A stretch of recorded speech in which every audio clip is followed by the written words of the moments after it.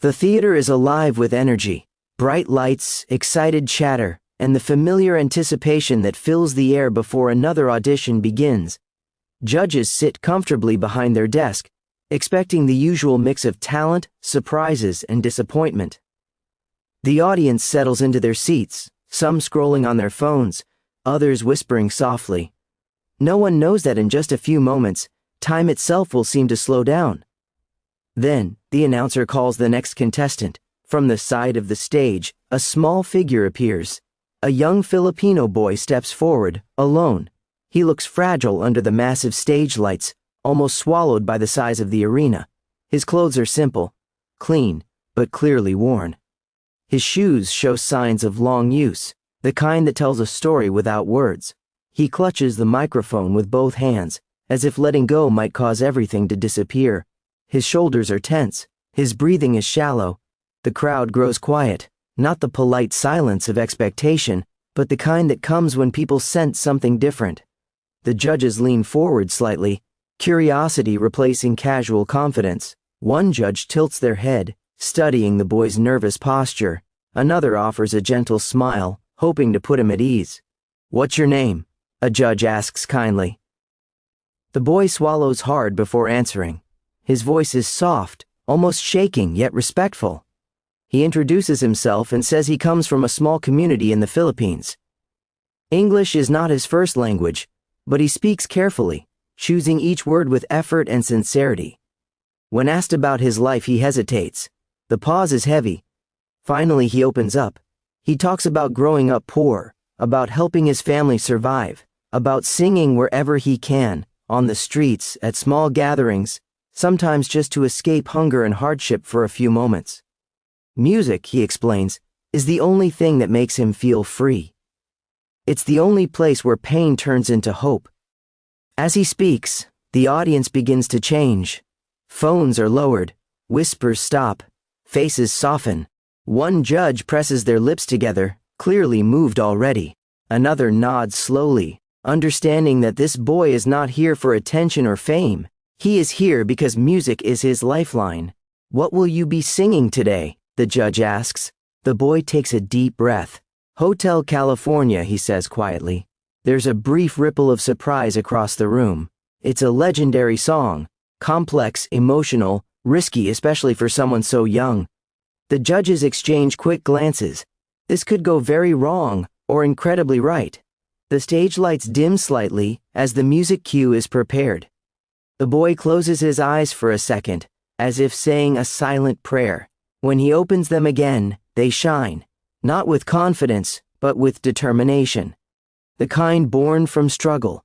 The first guitar notes float through the theater, soft, haunting, familiar. The boy lifts the microphone closer to his lips. For a split second, the entire room holds its breath. Then he sings. His voice emerges gently, raw, unpolished, but deeply honest. There is no forced technique, no overconfidence, just pure emotion flowing through each word. The lyrics feel less like a performance and more like a confession. His accent gives the song a new texture, a new soul.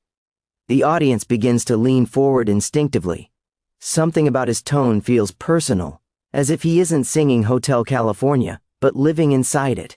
His voice carries a quiet sadness, shaped by nights without certainty and dreams built on faith alone.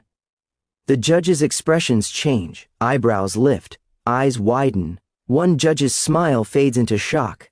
This is not what they expected. The boy keeps his gaze slightly downward, focused entirely on the song. His hands tremble at first, but as the melody continues, his grip steadies.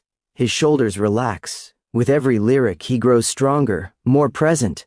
The stage no longer seems so big. The boy fills it. Each note resonates through the room, wrapping around the audience like a story unfolding slowly. His voice cracks slightly in places, not from weakness but from emotion. And instead of breaking the moment, it makes it real. A woman in the audience wipes her eyes. A man shakes his head in disbelief. The camera cuts to the judges again. One of them presses a hand against their chest, visibly affected. Another leans back, exhaling slowly, realizing they are witnessing something rare. This is no longer an audition. It is a moment, The boy reaches the end of the opening verse, his voice hovering delicately on the final note. The music continues softly underneath. There is no applause yet, no cheering, just silence. The powerful kind. The boy stands there, unaware of the emotional wave he has just unleashed. He doesn't smile, he doesn't pose. He simply prepares to continue, fully immersed in the song that has carried him from the streets of his homeland to one of the biggest stages in the world. And in that moment, everyone in the room understands something clearly. This is not about winning a competition. This is about a child whose voice carries a lifetime of struggle and a future full of possibility. The song continues, and the world listens. As the soft guitar melody continues, something invisible begins to shift inside the theater. The boy's voice, once tentative, now settles into the rhythm of the song as if it has finally found a home. Each lyric flows with more confidence, not because he has stopped being nervous, but because the music has taken control. The audience barely breathes. He reaches the next verse, and his voice grows fuller, warmer, carrying a weight that feels impossible for someone so young. There is pain in his tone, but also resilience, like someone who has known hardship and learned to survive through it. His eyes close again, not for effect, but because the song demands everything he has. The lyrics of Hotel California take on a new meaning through him. They no longer sound like a story about a mysterious place. They feel like a reflection of his own life, a journey marked by uncertainty, longing, and the search for something better.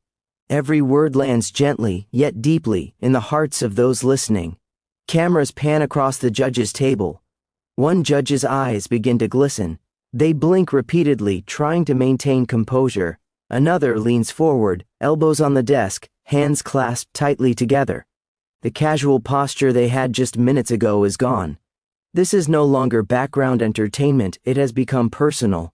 The boy reaches the iconic chorus, and that's when the room truly changes. His voice lifts, not loud, not forced, but steady and pure. There is a quiet power in the way he delivers the melody, as if he is releasing years of emotion in one breath. The chorus echoes through the theater, wrapping around every seat, every heart. A woman in the front row covers her mouth, tears streaming freely now. A man beside her nods slowly, overwhelmed. Somewhere in the crowd, a child grips their parent's hand tighter.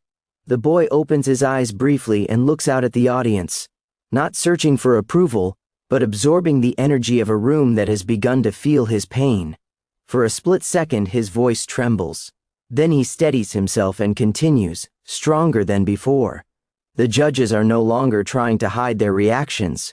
One wipes a tear from their cheek and laughs softly in disbelief, shaking their head as if to say, "How is this possible?" Another judge stares at the boy with their hand pressed against their heart, completely undone by the raw honesty of the performance. The song builds gradually, the instrumentation deepens, and with it, the boy's voice rises to meet the moment. He sings with his whole body now, shoulders lifting, chest expanding, emotion pouring through every note. His earlier nervousness has disappeared.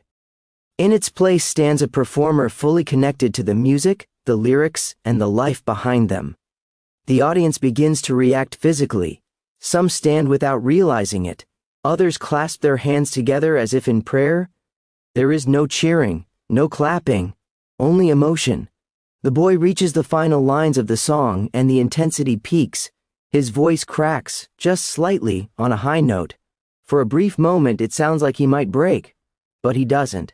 Instead, that crack becomes the most powerful moment of all. It reminds everyone that this is not a trained superstar delivering a flawless performance. This is a child who has lived more than most adults. The final note rings out, lingering in the air long after his voice fades. The music stops, silence, not a single sound, no applause yet. The boy stands frozen, microphone still raised, eyes wide now. He doesn't know what to do. His chest rises and falls quickly as adrenaline surges through him. His hands begin to shake again, not from fear this time, but from the overwhelming release of emotion. Then, somewhere in the crowd, a single clap begins, then another, and another. Within seconds, the entire theater erupts. The audience leaps to their feet in a standing ovation so loud it shakes the walls. Cheers fill the air, mixed with sobs and cries of encouragement. People are wiping tears from their faces, smiling through the emotion. The boy lowers the microphone slowly, stunned. He looks toward the judges. They are standing too. One judge is openly crying now, no attempt to hide it. Another applauds with both hands raised high, eyes locked on the boy as if trying to memorize the moment forever. The boy bows his head slightly, overwhelmed. He did not come here expecting this. He came to sing. But what he gave them was something much more. A story, a reminder, a moment of shared humanity. As the applause continues, the boy's eyes fill with tears. He presses his lips together, fighting them back, but they fall anyway. Not from sadness, but from the realization that, for the first time, the world is listening. And somewhere behind the judge's table, a hand slowly moves closer to the golden buzzer.